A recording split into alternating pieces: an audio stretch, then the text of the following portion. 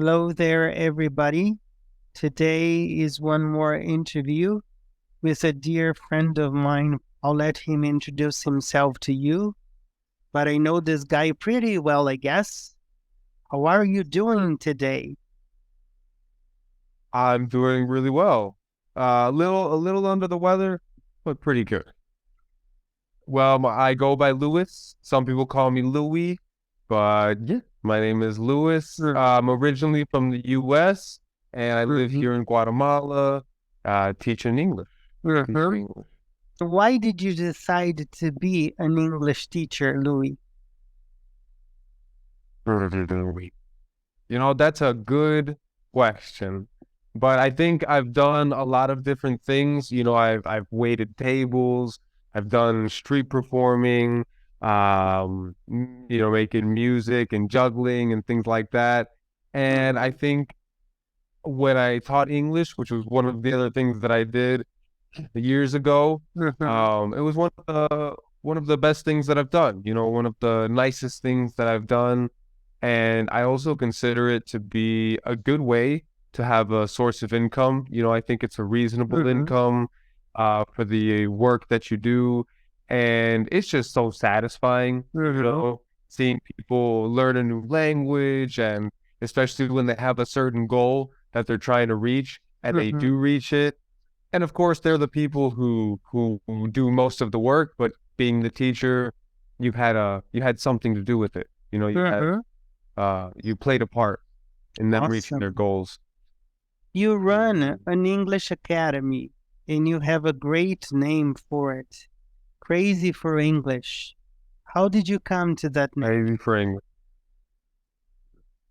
I think because I'm a person who is a little um not wild, but just outgoing, and I say what I think a lot of the time. I just speak my mind, Mm-hmm. and some people might say that that's crazy. Mm-hmm. And so then when I wanted to have my own, English school, Crazy for English, Mm-hmm. right? Crazy for English. And it makes sense because English is quite a language, and you need to be crazy for English if you really want to learn a lot. You have to really have a passion to learn more and more English because it's a deep language. Sometimes it's really complex and it has a lot of Mm-hmm. details that you might miss if you're not crazy for English. Yes, I agree. Since we last spoke, you had one status and now you have another one. You were a boyfriend and now you're a husband. How does that feel to be married? And now that feels incredible. That feels really Awesome. nice. Feels incredible. Awesome. Just been enjoying the married life. Oh yeah, enjoying the Mm-hmm. married life. I think it's always an opportunity to grow and to learn. Mm-hmm. To be with your partner is really a special thing. And we have a son, Mateo, who's 8 years old, Okay. and that's also a really special thing, to be able to be taking care of a child and watch him grow, watch him learn. Mm-hmm. It's just Mm-hmm. it's beautiful, man. Mm-hmm. What is a memorable moment as a teacher for you? Well, little things like Mm-hmm. just seeing, um, like a little girl who was like 3 years old. She was like 3 years old, and she used to just we picked up the phone and she said, "Hello, hello." Mm-hmm. And then we always said hello, Mm-hmm. she'd say, hello, hello. And I don't know, I think that's memorable to me. Or, for example, when I have students and we learn how to say, what about you? Mm-hmm. Right? What about you? Yes. And then every time we have class, when we start class, we say, Mm-hmm. hey, how's it going? I'm good. Mm-hmm. What about you? And it's just memorable to kind of see how that phrase sticks with them, you know? Of And course. I think, and I think lastly, another memorable moment is with another young student where we learned how to say goodbye by saying, Mm-hmm. see you later, alligator. After a while, crocodile. Mm-hmm. And it's really memorable because first she would say, after a while, uh, how did she say it? After a while, cocodrile. Mm-hmm. After a while, cocodrile. And then little by little, she finally corrected herself and said crocodile. Yeah, that's So nice. That's it's really memorable. nice. What do you think the future of English teaching will be? Um, I feel like have you seen this game on virtual reality? Forget Uh, what it's called, but it's like you basically you're in a world where everything is in the different language, right? mm-hmm. Everything's in whatever the target language Mm-hmm. is, and and that's how you learn the language, right? It's Mm-hmm. through this game. And I think probably something similar to that is Mm-hmm. the future of language learning is like basically if you're in a classroom, Yeah. you should be in like a simulation of the language, Mm-hmm. right? You should be in a situation where you're being prepared to use the language and Yes. then you have an opportunity to use the Mm-hmm. language, kind of like a simulation. So then when you go to the real world, you're prepared to use it. Yeah, I agree with you. So, do you think that the 15-second generation will disappear soon? They probably will be around, I think. I think Mm-hmm. because those videos are helpful, Mm-hmm. one way or the other. That's one way to learn. I think that there's a lot of tools, a lot of Mm-hmm. tools to learn a language, and Mm-hmm. videos, 15-second videos, 10-second videos Mm-hmm. are a good, you know. Yeah, I agree with you. When are you coming to Brazil to visit me? That's a good question. Um, who knows? Who knows? But I'm sure Emily and I would love to go to Yeah, Brazil. That would be awesome. yeah, yeah, yeah. And I That'd can be show you awesome. around in my small town. That's I hope beautiful. so too. Yeah. Let me ask you one last question before we go to the rapid round game. What is something that you say or do to help your students to stay motivated to learn English? That's a good that's a good question. Well, besides the salary or besides the income, Mhm, I think is just remembering that it's a great thing. It's a great mhm, thing to teach people another language. mhm.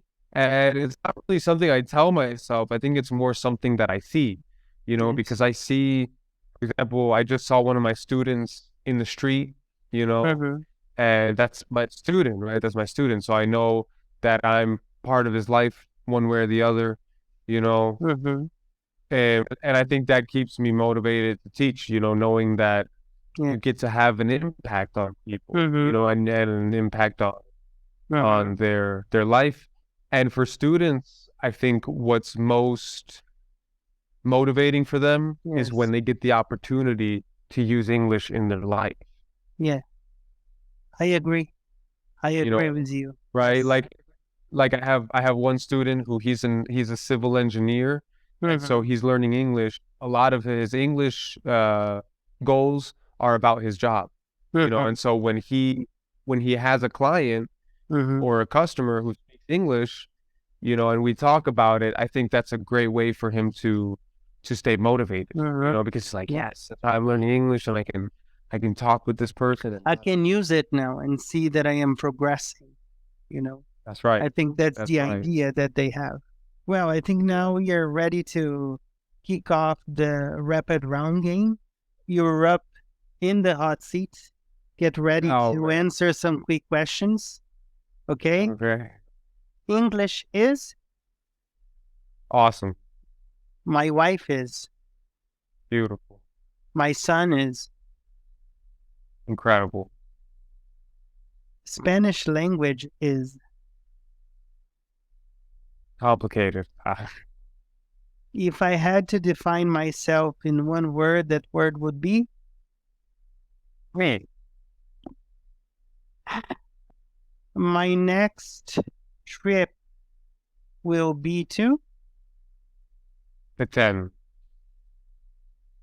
If I had to choose between speaking English or speaking Spanish, I would choose.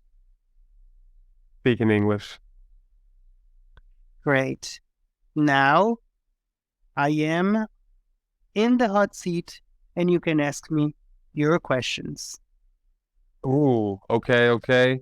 If I had to choose between cake or pie, I would choose Cake. cake. Nice.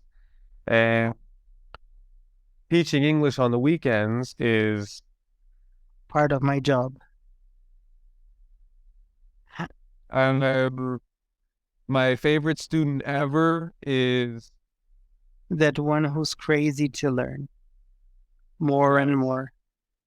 Yeah. My favorite food for dinner is Dessert. the last book I read was Don't judge me, all right? Prince Harry's biography. okay.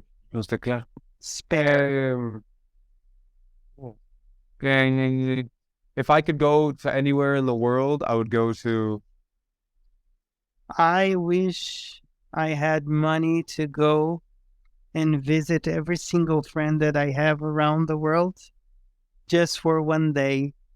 That's on my bucket list, I can tell, for sure. Oh yeah. Oh yeah. Very nice. Okay, that's it. So I think we got to the end of the interview, but before I go, I would like to say that this guy's not only a simple interview guest, he's not a simple guest. He's a friend. We met some time ago. We have a project we work on together. It's on hold, but we're getting back together soon to bring a little bit more of entertainment to people.